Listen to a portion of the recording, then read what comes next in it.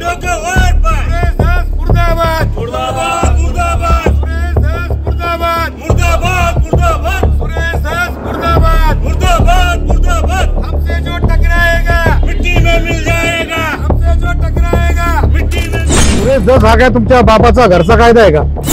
जर सुरेश धस यांना माणुसकीचा कळवळा असेल तर त्यांनी संतोष देशमुखांच्या हत्येमध्ये ज्यांचा ज्यांचा सहभाग आहे त्यांना देखील माफ करावा अशी भूमिका का घेतली नाही?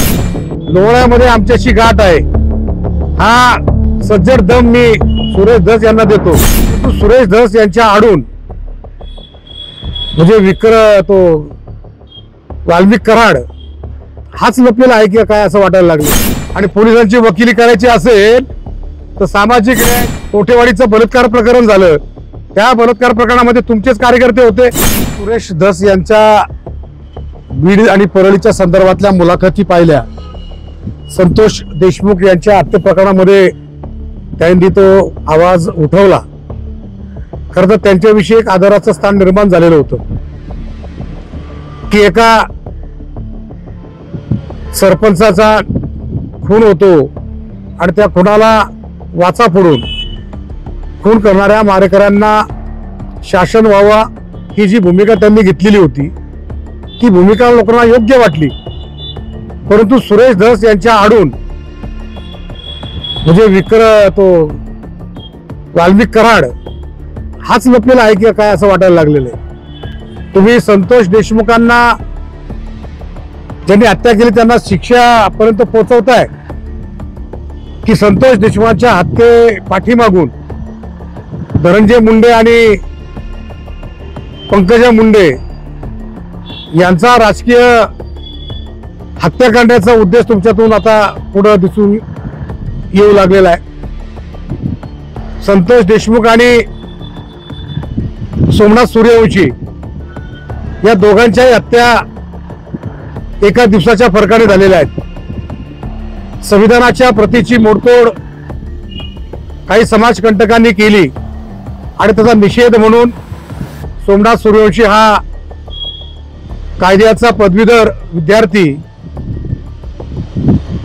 खरं तर तो वडारी समाजाचा होता, परंतु संविधानावरती त्याचं अतूट प्रेम होतं, बाबासाहेबांच्या विचारावरती निष्ठा होती आणि म्हणून लोकशाहीच्या मार्गाने तो आंदोलन करत असताना ज्या पोलिसांनी केवळ जातीय भावनेतून सोमनाथ सूर्यवंशीला अटक केली, अमानुषपणे मारहाण केली, त्यामध्ये अनेक पोलीस अधिकारी होते, काही पोलीस होते, त्या सर्वांना निलंबित केलेलं असताना सुरेश धस यांनी जी भूमिका मांडली की पोलिसांवरती गुन्हा दाखल करण्यापेक्षा त्यांना या 156च्या आडून त्यांना माफ करावं अशी जी भूमिका घेतली त्या भूमिकेचा आम्ही समस्त बहुजन समाजाच्या वतीनं आणि रिपब्लिकन पक्षाच्या वतीनं जाहीर निषेध करतो. इतकं जर सुरेश धस यांना माणुसकीचा कळवळा असेल तर त्यांनी संतोष देशमुखांच्या हत्येमध्ये ज्यांचा ज्यांचा सहभाग आहे त्यांना देखील माफ करावा अशी भूमिका का घेतली नाही? खरं तर दोघांचे जीव गेलेले आहेत, दोघांची कुटुंब उद्ध्वस्त झालेली आहेत.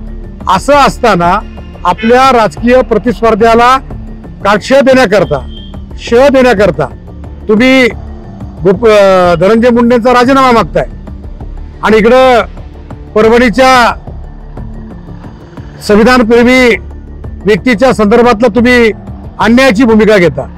सुरेश धस हा काय तुमच्या बापाचा घरचा कायदा आहे का की तुम्हाला वाटेल तसं तुम्ही करावं?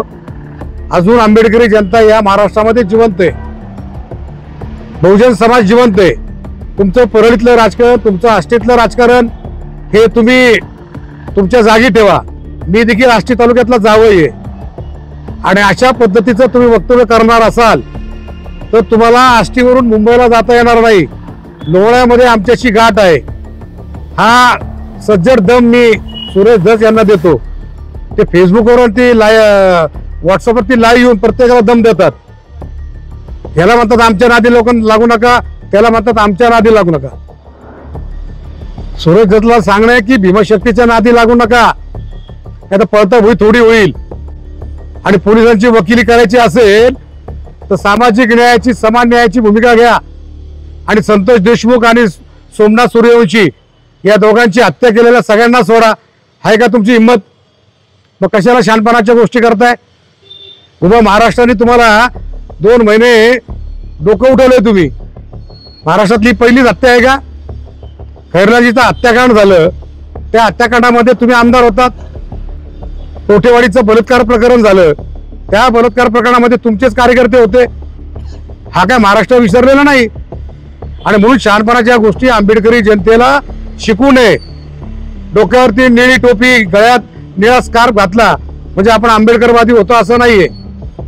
सोमनाथ सूर्यवंशी हा आमचा समाज बांधव आहे आणि त्याने संविधानाचा अपमानाचा बदला घेण्याकरता आंदोलन केलं. त्याला न्याय मिळवून देण्याची तुमची भूमिका नाही.